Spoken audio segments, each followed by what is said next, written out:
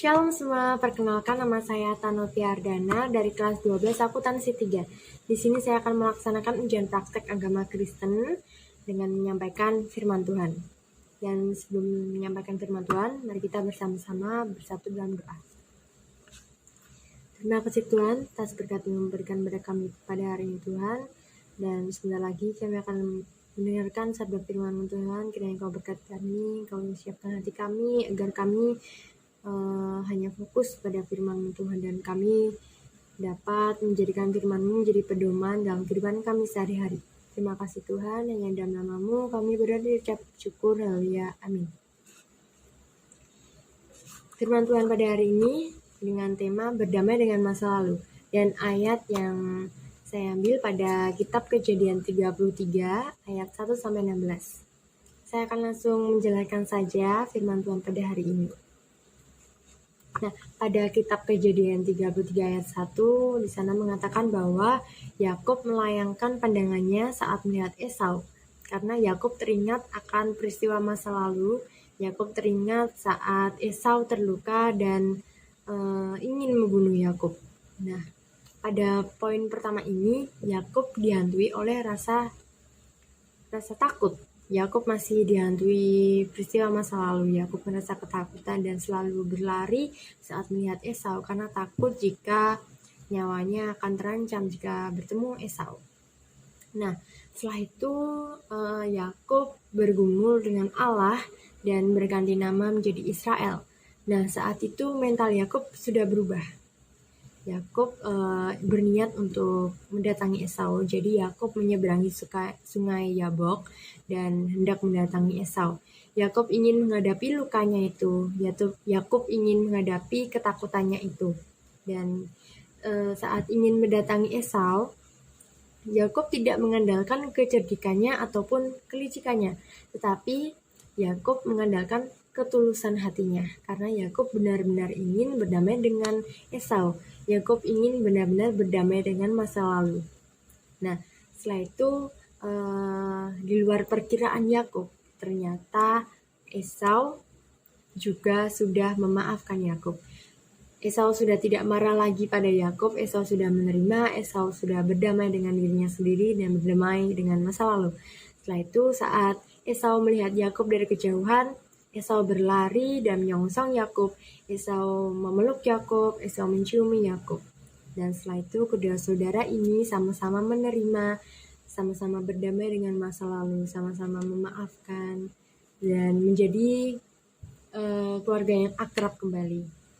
Karena sama-sama Yakub dan Esau sama-sama ingin berdamai dengan masa lalu. Sudah tidak mengandalkan emosi satu sama lain dan sudah mengandalkan ketulusan hati karena ingin berdamai dengan masa lalu, ingin berdamai satu sama lain.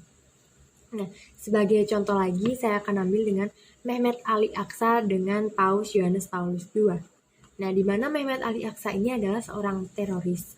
Dan Mehmet Ali Aksa ini dia menembakkan beberapa peluru pada Paus Yohanes Paulus dengan jarak dekat pada tahun 1981. Nah, setelah itu Mehmet Ali Aksa ini dimasukkan dalam penjara.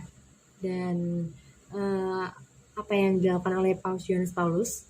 Setelah Paus Yohanes Paulus sembuh, ternyata dia menjenguk Mehmet Ali ini di penjara.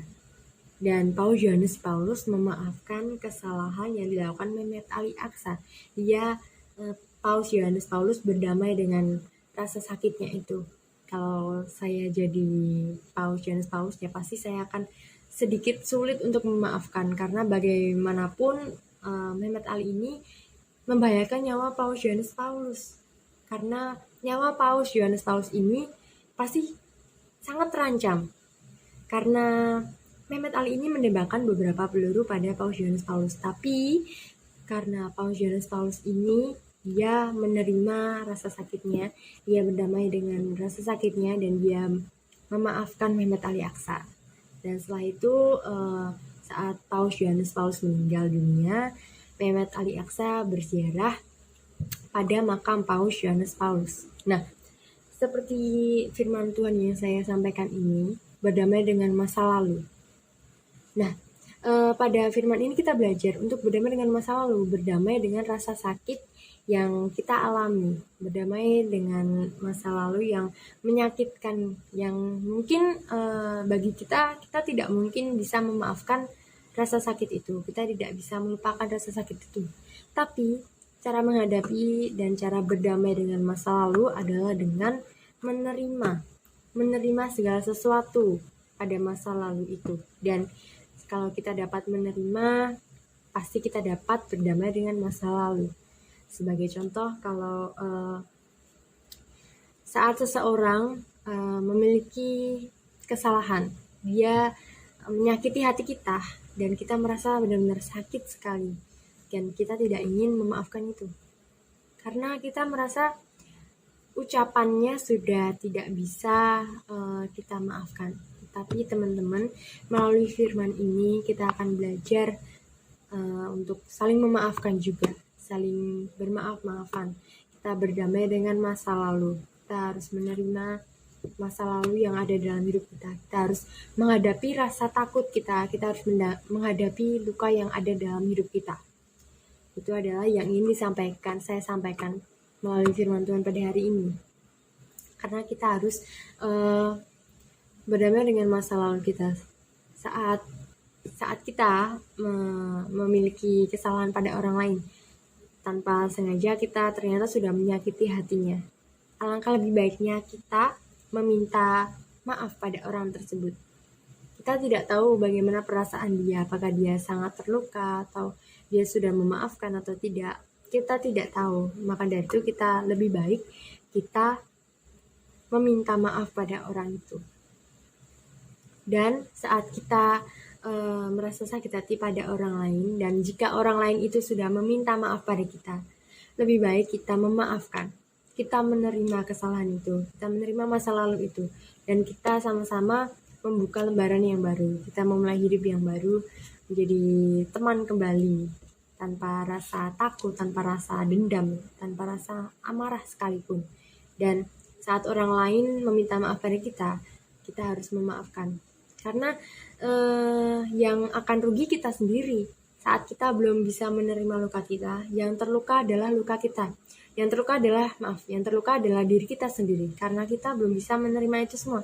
Tapi orang yang meminta maaf pada kita, dia sudah merasa bebas karena dia sudah melaksanakan tanggung jawabnya untuk meminta maaf. Dia sudah merasa lega karena dia sudah meminta maaf pada kita. Dia sudah berdamai dengan dirinya sendiri.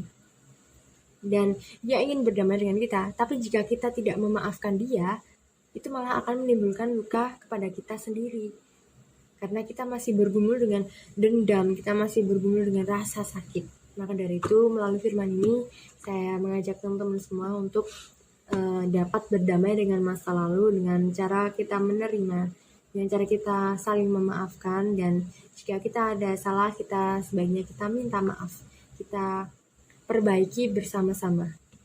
Seperti itu. Sekian firman Tuhan pada hari ini. Semoga firman Tuhan hari ini dapat menjadikan kita pribadi lebih baik dan menjadi pedoman dalam hidup kita.